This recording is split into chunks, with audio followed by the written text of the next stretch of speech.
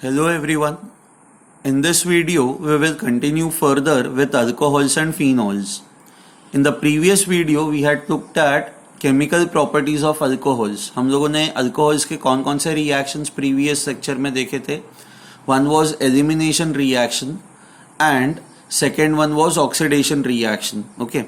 ना ये जो oxidation reaction है, ये oxidation reaction ना use भी किया जाता है. जैसे breath testers होता है ना, पुलिस वाले जब वो चेक करते हैं कि मतलब कोई ड्रिंक एंड ड्राइव तो नहीं कर रहा है, किसी ने अल्कोहल कंज्यूम करके कोई ड्राइव तो नहीं कर रहा है, वो कैसे वो चेक करते हैं कि उनके पास एक वो ब्रेथ एनालाइजर होता है और आपको क्या कहते हैं उसमें कि you have to just blow on it. Okay, आप जब ब्लो करते हो, सो मान लो आप जब इस तरह से ब्लो करते हो, ओके, सो अगर जो किसी ने अल्कोहल कंज्यूम की है तो ये ब्रेथ में अल्कोहल होगा. Okay, there would be droplets of alcohols in this. Okay, ये जो अल्कोहल है, अगर जो यहाँ पे आप एक मशीन रखते हो, ओके, मान लो which might have an oxidizing agent, जैसे for example you will have K2Cr2O7. ये K2Cr2O7 ये ऑरेंज कलर्ड लिक्विड होता है, इसका सोल्यूशन जो होता है that is orange coloured. Okay, ना जैसे ही ये अल्कोहल है, ये मान लो नॉर्मली हम लोग जो कंज्यूम करते हैं दैट इज इथेनॉल. हम लोग मतलब हम लोग नहीं, जो लोग कंज्यूम करते हैं वो जो अल्कोहल होता है that is ethanol. We know that ethanol CH3CH2OH, this is a 1 degree alcohol, right? 1 degree alcohols are very easy to oxidize and K2Cr2O7 is a very good oxidizing agent, very strong oxidizing agent. So क्या होता है कि ये जो अगर जो किसी ने अल्कोहल कंज्यूम किया हुआ है, जब वो इसमें ब्लो करता है तो उसके basically the breath has alcohol droplets in it. When these alcohol droplets they come in contact with K2Cr2O7 which is orange in color, तो K2Cr2O7 will oxidize alcohol. आप लोगों ने पढ़ा हुआ है, it oxidizes 1 degree alcohol, जैसे यहाँ पे CH3CH2OH to form acid CH3COOH.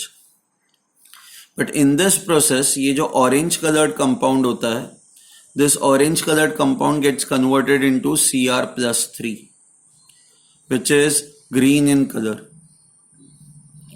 तो ये जो आपका सोल्यूशन है, इस सोल्यूशन का कलर जो है वो कलर चेंज हो जाता है. कलर चेंज हो जाता है तो उससे हमें ये पता चलता है कि अच्छा this person has consumed alcohol. ठीक है, so basically this is one of the methods to prepare breath analyser और breath tester. Now what we will do is in this video we will look at reactions of phenol. हम लोगों ने alcohol के reactions देखे हुए हैं. Let's start with reactions of phenol. Okay, now phenol जो होता है it is this.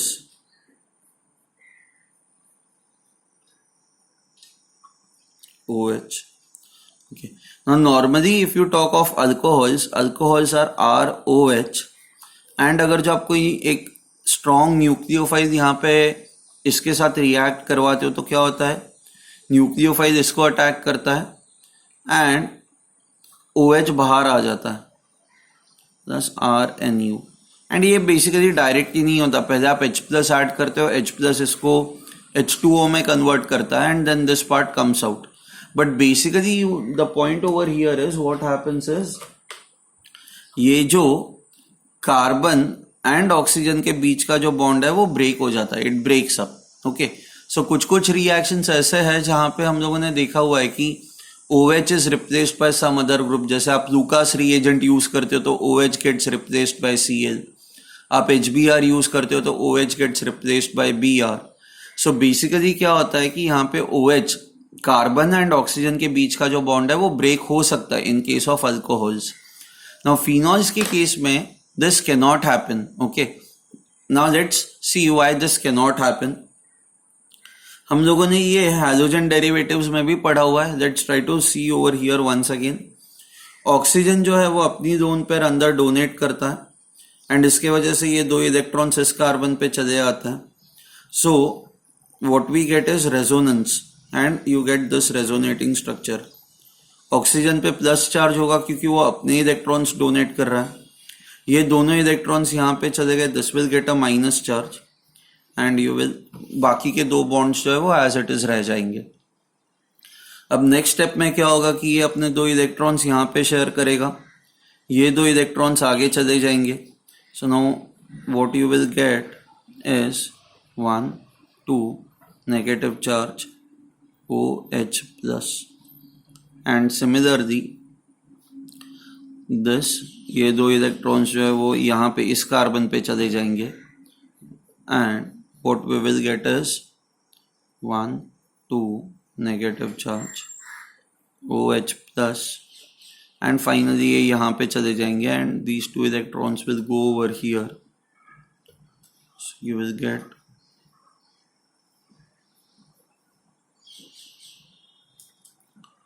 one, two, three OH. Now if you look at these resonating structures, जो एक चीज हमें दिखाई देती है वो ये है कि ये कार्बन एंड ऑक्सीजन के बीच में ये डबल बॉन्ड कैरेक्टरिस्टिक आ रहा है. 3 रेजोनेटिंग स्ट्रक्चर्स ऐसे हैं जहां पे carbon and oxygen have a double bond characteristic. So I right carbon oxygen bond has double bond characteristic.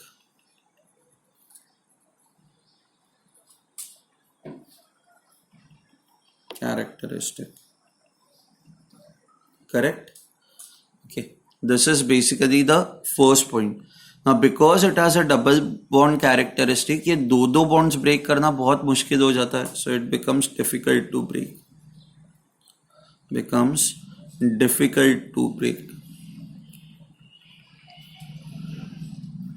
Okay. आप अगर जो अल्कोहल्स के साथ कंपेयर करोगे तो ये सिंगल बॉन्ड होता है. This is a single bond which can be still easily broken. Okay, but carbon oxygen double bond, it is very very strong and because it is very very strong you can not easily break this. अच्छा, second, ये जो carbon atom होता है this is sp2 hybridized and alcohol के अंदर जो carbon atom होता है दैट इज sp3 हाइब्रिडाइज्ड. तो sp2 hybridized, so bond with sp2 hybridized carbon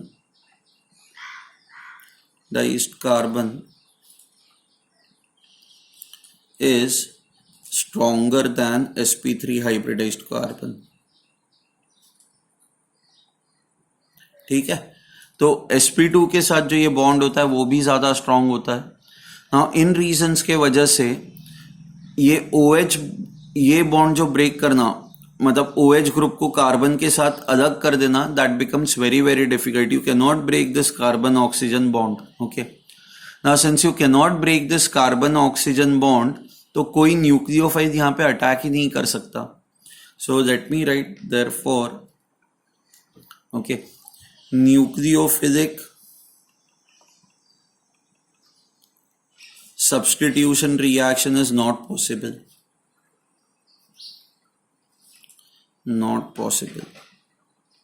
हम लोगों ने ऐसे सिमिलर चीज वहां पे देखी थी हैलोजन डेरिवेटिव ऑफ अल्केन्स में.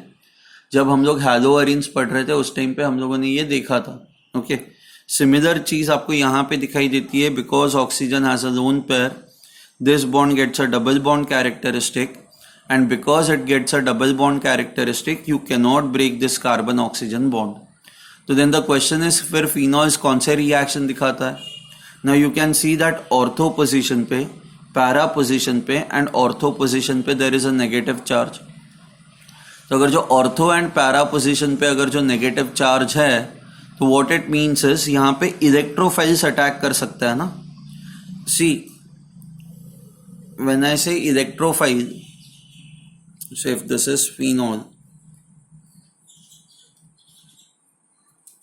which is OH, and when I say electrophile, that is E plus, this electrophile can attack because यहाँ पे and यहाँ पे negative charge आता है during resonance, यहाँ पे and यहाँ पे.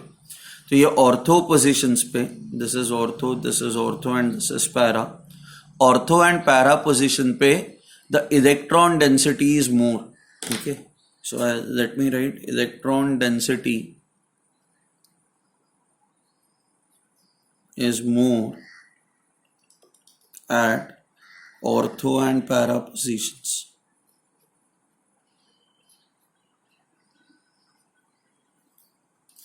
Now because electron density is more at ortho and para position, क्या होता है कि ये जो इलेक्ट्रोफाइल होता है, electrophile, this electrophile we know this as, this is electron deficient, इस पे प्लस चार्ज हो सकता है, इसके पास एम्प्टी ऑर्बिटल हो सकता है. तो व्हाट हैपेंस इज ये इलेक्ट्रोफाइल यहाँ पे एंड यहाँ पे ये अटैक कर सकता है. ओके, जब ये यहाँ पे अटैक करेगा तो what you will get is, यहाँ पे हर जगह पे हमें पता है ना हाइड्रोजन्स प्रेजेंट है. सी फिनॉल्स के केस में क्या होता है, in the case of phenols every carbon atom has hydrogen over here. So ये जब इलेक्ट्रोफाइल्स यहाँ पे अटैक करते हैं तो यहाँ पे जो हाइड्रोजन है इस हाइड्रोजन को रिप्लेस कर देता है. So let me right it. So H plus comes out and what you get is substituted phenol.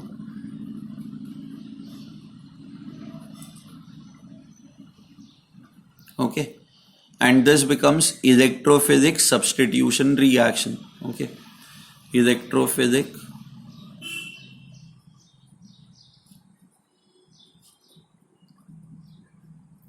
substitution reaction.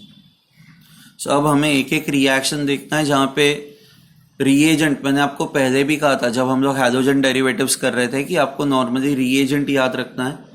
वो रिएजेंट कौन सा इलेक्ट्रोफाइल जनरेट करेगा वो आपको याद रखना है, एंड फिर वो इलेक्ट्रोफाइल जो है वो ऑर्थो एंड पैरा पोजिशन पे जाके अटैक करेगा. सो अब एक एक रिएक्शन स्टार्ट करता है हम लोग. Okay, the first reaction that we will now look at is reaction with HNO3.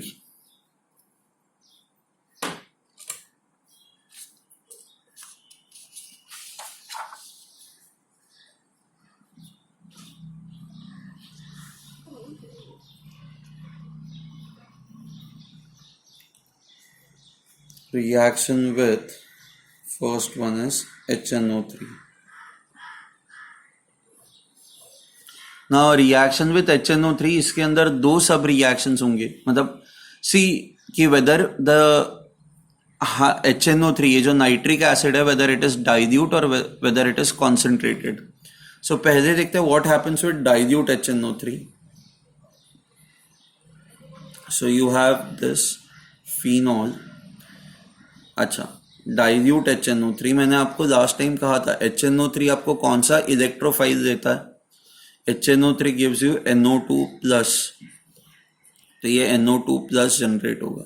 Okay, now because dilute है तो the concentration of NO2 plus will not be large, NO2 plus will be in small amount. तो जो attack होगा वो either ortho position पे होगा या फिर पैरा पोजिशन पे होगा. So you will have to possibilities. Okay, you have OH and NO2, or you have OH and NO2. अच्छा, इसको हम लोग कहेंगे ortho. This is your main carbon atom, क्योंकि यहाँ पे OH अटैच्ड है, ये आपका ऑर्थो पोजिशन हुआ.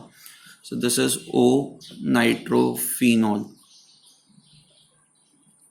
and this is P nitrophenol. ठीक है. नाउ नॉर्मली हम लोगों ने वो देखा था जब हम लोग हैलोजन डेरिवेटिव्स पढ़ रहे थे कि पैरा प्रोडक्ट ही आपका मेजर होता है. अब यहाँ पे चीजें उतनी स्ट्रेट फॉरवर्ड नहीं होती. This is major product at high temperatures and this is your major product at low temperatures. So now the question is, ये क्यों बन पाता है, या why is this the major product, या ये स्टेबल क्यों है. क्योंकि ये बन रहा है तो इसका मतलब लो टेम्परेचर्स पे ये ज्यादा स्टेबल होगा ना. Now what is the reason for it? The reason is very simple. यहाँ पे The reason why O-nitrophenol is a major product at low temperatures is because यहाँ पे stability आती है. And stability कैसे आती है? हाइड्रोजन बॉन्ड की वजह से. अब हाइड्रोजन बॉन्ड कैसे बनता है? You can see that this hydrogen is attached to oxygen. See, hydrogen bond कब पॉसिबल होता है? When hydrogen is either attached to oxygen, nitrogen और फ्लोरीन. यहाँ पे हाइड्रोजन ऑक्सीजन को अटैच्ड है, तो इस हाइड्रोजन पे हल्का सा प्लस चार्ज होता है. ओके, एंड यहां पे NO2 में यहां पे जो ऑक्सीजन है, this oxygen has a negative charge. Okay, sorry, this has a negative charge. हाँ, ये प्लस और माइनस चार्ज के वजह से क्या होता है, ये इस तरह से हाइड्रोजन बॉन्ड फॉर्म होता है. Okay, now due to this hydrogen bond ये एक्स्ट्रा बॉन्डिंग आ गई ना यहाँ पे. ना ये एक्स्ट्रा बॉन्डिंग के वजह से यहाँ पे और एक ये ना रिंग जैसा स्ट्रक्चर क्रिएट होता है. ओके, 6 मेंबर्ड रिंग यहाँ पे क्रिएट होती है. नाउ और एक 6 मेंबर्ड रिंग. सो ये 6 मेंबर्ड रिंग कैसे बनती है? 1 2 3 1 4 ऑक्सीजन, ये 5 हाइड्रोजन एंड 6 ऑक्सीजन. सो मिला के एक रिंग जैसा स्ट्रक्चर यहाँ पे क्रिएट होता है. सो इस हाइड्रोजन बॉन्डिंग को कहा जाता है intramolecular hydrogen bonding. Intramolecular hydrogen bonding. And due to this intramolecular hydrogen bonding, this becomes the major product at low temperatures. At high temperatures क्या होता है? High temperatures पे ये bond break हो जाता है. And because ये bond break हो जाता है तो कोई इस तरह से stability आती ही नहीं है. यहाँ पे जैसे stability क्यों आ रही थी? ये bond बनने की वजह से, हाइड्रोजन bond बनने की वजह से. Due to this hydrogen bond. But at high temperatures, hydrogen bond is not possible. And because hydrogen bond is not possible, ये बॉन्ड ब्रेक हो जाता है हाई टेम्परेचर्स पे, तो इसलिए हाई टेम्परेचर पे पैरा पोजिशन पे ही NO2 ग्रुप आ जाता है. राइट, अच्छा, intramolecular hydrogen bond not possible. Intramolecular hydrogen bond not possible. ठीक है. So I hope you have understood this. This is the question regarding intramolecular hydrogen bonding. यहाँ पे ये इंट्रामोलिक्यूलर हाइड्रोजन बॉन्डिंग पॉसिबल नहीं है एट हाई टेम्परेचर्स, इसलिए para product जो होता है वो आपका मेजर प्रोडक्ट होता है. Now there is one more thing that you need to remember that यहाँ पे NO2 ग्रुप जो है एंड OH ग्रुप जो है वो अपने आप में ही हाइड्रोजन बॉन्ड क्रिएट कर रहे हैं. अपने आप में ही हाइड्रोजन बॉन्ड क्रिएट कर रहे हैं, तो they can not form more hydrogen bonds with other molecules. So जैसे फॉर एग्जाम्पल ये आपका O-नाइट्रोफिनॉल है,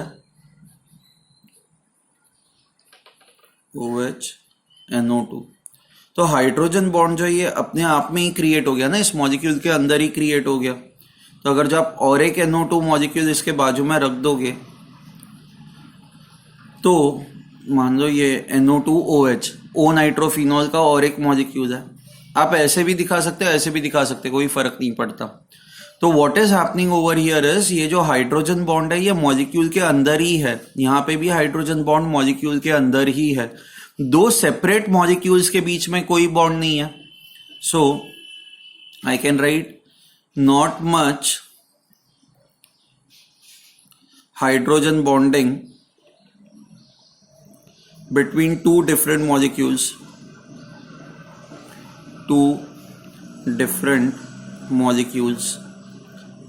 अब if there is not much hydrogen bonding between two different molecules, इसके वजह से क्या होता है, इसके वजह से ओके इन दोनों के बीच में कोई एज फोर्स ऑफ अट्रैक्शन ज्यादा स्ट्रांग नहीं होता, तो ये जो मॉलिक्यूल्स है, ये दो मॉलिक्यूल्स है, इनको सेपरेट करना सिंपल हो जाएगा. एंड इनको सेपरेट करना सिंपल हो जाएगा तो आई कैन से दैट यहां पे बॉइलिंग पॉइंट जो होगा that would be this. So therefore boiling point is this.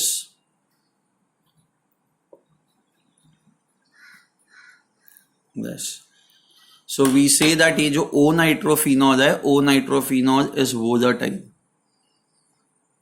Volatile का मीनिंग होता है low boiling point. And the reason is intramolecular hydrogen bonding. Now when we talk of P nitrophenol में ये intramolecular hydrogen bond possible ही नहीं है ना, OH और NO2 बहुत दूर है एक दूसरे से। तो यहां पे क्या होता है, यहां पे इस तरह से कुछ होता है, this is it's OH NO2 and और एक मॉलिक्यूल कंसिडर करते हैं जो ऐसा कुछ है, मान लो NO2 एंड OH। ओके, ना यहाँ पे H एंड यहाँ पे ऑक्सीजन, इनके बीच में इस तरह से हाइड्रोजन बॉन्ड क्रिएट हो सकता है ना।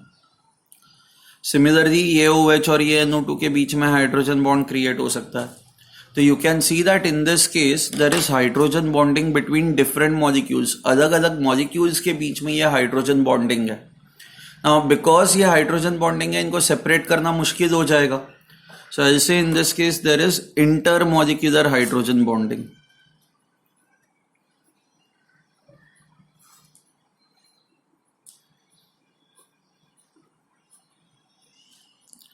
ना इंटरमॉलिक्यूलर हाइड्रोजन बॉन्डिंग के वजह से इसका जो बॉइलिंग पॉइंट होता है, it has got a high boiling point.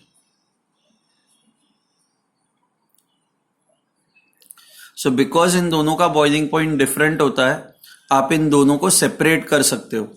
आप जब डिस्टिलेशन करते हो, तो डिस्टिलेशन जब हम लोग करते हैं तो जिसका बॉइलिंग पॉइंट कम होता है वो पहले वेपराइज हो जाता है।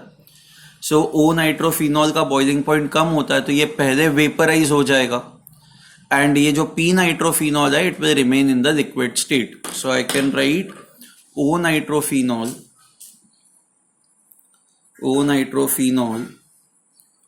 and p nitrophenol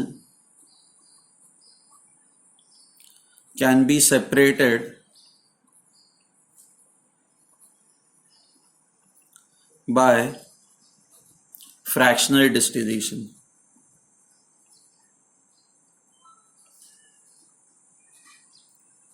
ठीक है, सो हम लोगों ने देखा कि what happens when you add dilute HNO3. Okay, ना अब हमें देखना है कि what will happen when you add concentrated HNO3. अब जब concentrated HNO3 ऐड करते हैं तो क्या होता है कि concentrated HNO3 in the presence of concentrated H2SO4, now this produces lots of NO2 plus.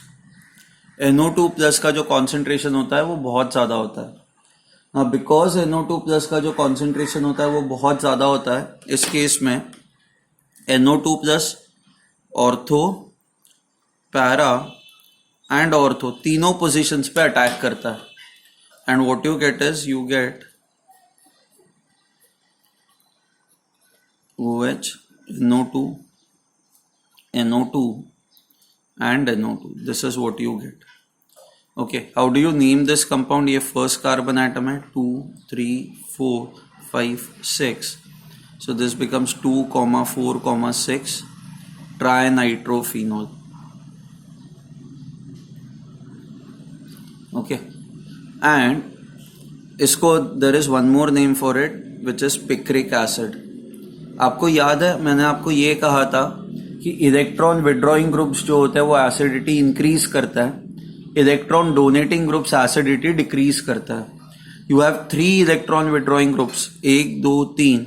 So acidity जो होगी इस केस में बहुत ज्यादा इंक्रीज होगी। सो जैसे दिस इज हाईली एसिडिक, ये इतना एसिडिक होता है कि ये कार्बोऑक्सिलिक एसिड्स जो होते हैं ये उनकी तरह ये बिहेव करता है। So it can react with, this compound can react with weak bases as well, with NaHCO3 and Na2CO3. ठीक है, okay, so I hope you have understood this, what happens with concentrated HNO3 and what happens with dilute HNO3. ठीक है, okay. Now we will go on to the next reaction that is basically called as bromination reaction. Okay.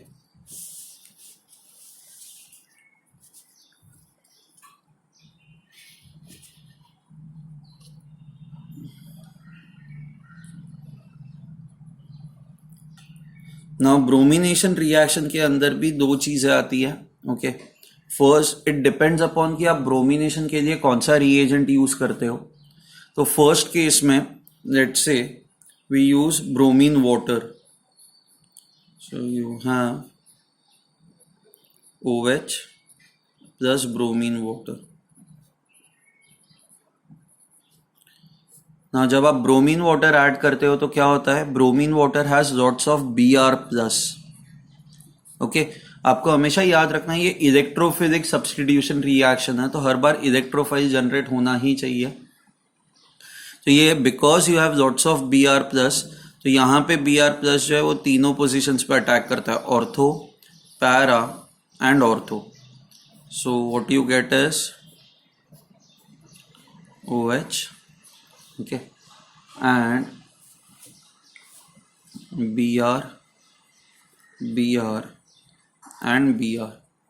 This is 2,4,6 tribromophenol and it forms a white precipitate. ठीक है.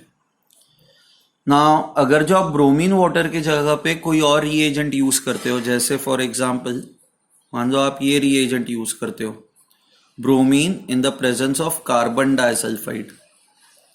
Carbon disulphide होता है CS2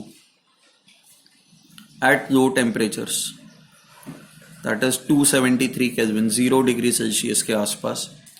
जब आप ये reaction carry out करते हो तो यहाँ पे ब्रोमीन सारे पोजीशंस पे नहीं जाता. Bromine only attacks either ortho position या फिर it attacks the para position. OH and Br.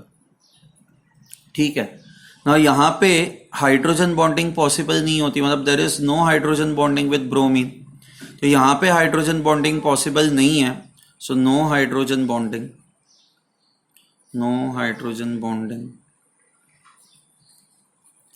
तो ये बेसिकली उतना स्टेबल नहीं होगा. So this is your minor product always. ये आपका हमेशा माइनर प्रोडक्ट होगा. This will be your major product.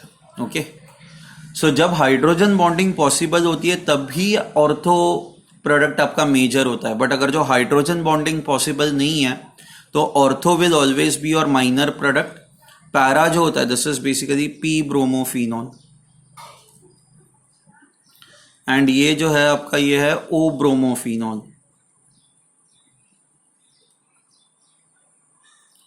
So O bromophenol will be your minor product and P bromophenol will be your major product. Okay. ना यहाँ पे carbon disulphide के जगह पे आप क्लोरोफॉर्म भी यूज कर सकते हो, CHCl3. Still the reaction will be carried out in the same way. ठीक है. अच्छा, आपको याद है तो हम लोगों ने प्रीवियस चैप्टर में भी ब्रोमिनेशन ये रिएक्शन देखा था, बट वहां पे क्या था, ब्रोमिनेशन कैरी आउट करने के लिए हम लोग AlBr3 या FeBr3 यूज करते थे, right. Now the reason was कि वहां पे जो क्लोरोबेंजीन आपका स्टार्टिंग कंपाउंड था, क्लोरोबेंजीन इलेक्ट्रोफाइल्स को उतना ज्यादा वो एक्टिवेट नहीं करता या रिंग को उतना ज्यादा एक्टिवेट नहीं करता. What I mean is this. Okay, जैसे for example if you have just benzene और इफ यू हैव क्लोरोबेंजीन, तो यहां पे एंड यहां पे जो नेगेटिव चार्ज होता है वो बहुत ज्यादा नहीं होता. नेगेटिव चार्ज बहुत ज्यादा नहीं होता तो Br यहां से, मतलब ये ना, it is anyway weak electrophile. Okay, weak electrophile.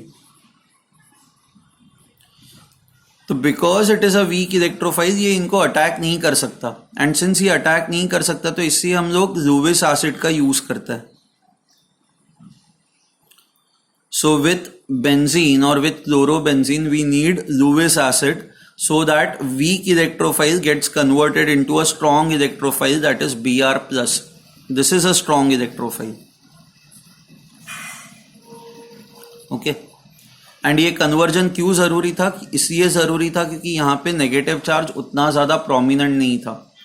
But phenols के केस में क्या होता है, because OH group is a very very good electron donating group, यहाँ पे यहाँ पे एंड यहाँ पे नेगेटिव चार्ज बहुत ज्यादा होता है, एंड बिकॉज नेगेटिव चार्ज बहुत ज्यादा होता है तो bromine which is a weak electrophile भी यहाँ पे जाके अटैक कर सकता है, आपको Br+ की जरूरत ही नहीं है। समझ में आया? So bromine even though it is a weak electrophile can directly attack over here, so that is why you do not need AlBr3 or FeBr3, you do not need any Lewis acid.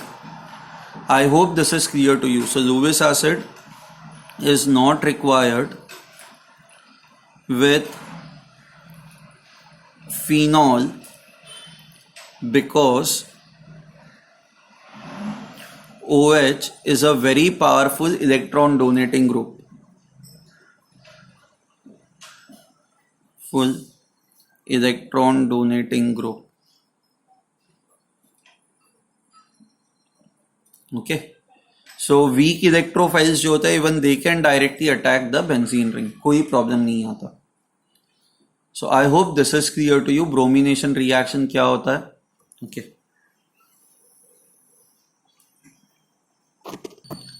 Okay, one last reaction that we will look at and then end the lecture. It's a very simple reaction with zinc dust. Okay, so phenols जो होता है ये phenols,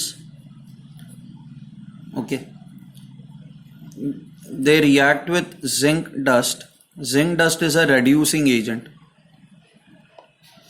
Okay, and ये क्या करता है, phenol को सीधा बेंजीन में कन्वर्ट कर देता है। It converts phenols into benzene plus zinc oxide is formed. तो ये सीधा OH ग्रुप हटाने में हेल्प करता है। Okay, please remember this. Fine, okay, we'll end the lecture over here. There are few more reactions that we will discuss in the next lecture and उसके बाद हम लोग ईथर्स वाला जो सेक्शन है वो स्टार्ट करेंगे। ठीक है, फाइन, थैंक यू।